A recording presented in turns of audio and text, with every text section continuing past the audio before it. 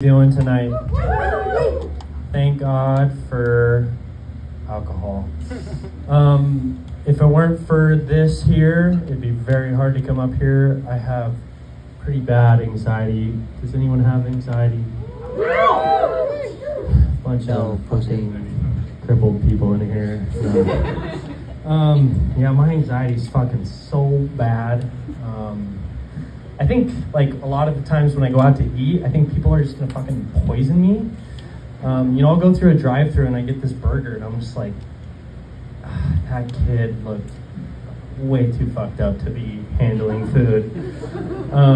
There's definitely fentanyl in this burger right now. You know, and I work for a company where I drive around a lot and I deal with a lot of old women. And they're sweet old ladies. They you know, slave. Can I say that anymore? Slave over this shit, these cookies. And they're like, this young man works so hard at my house. Let me give him some cookies. And I'm like, nice try, bitch. I know what the fuck's in them, dude. You're trying to fucking drop some Quaalude in my shit. Get out of here. But I don't say that. I get too anxious. And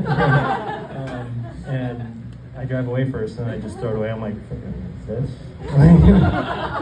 Keep going. You know, I can't do a lot of things. You know, smoke weed, can't smoke weed. Thank you.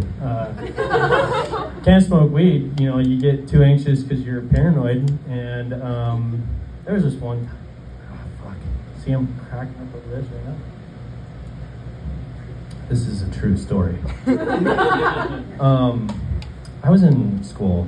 I was a youngin', and my friends were like, yo, Zach, like, come to the playground.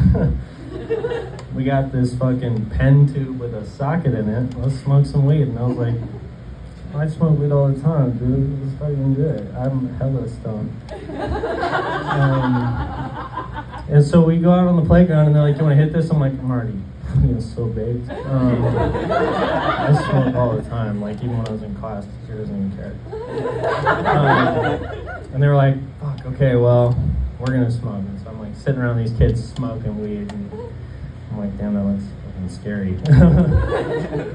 I'll just sit here and act cool. And they're like, oh fuck, here comes the fucking teacher. I'm like, oh my God. This is gonna be interesting.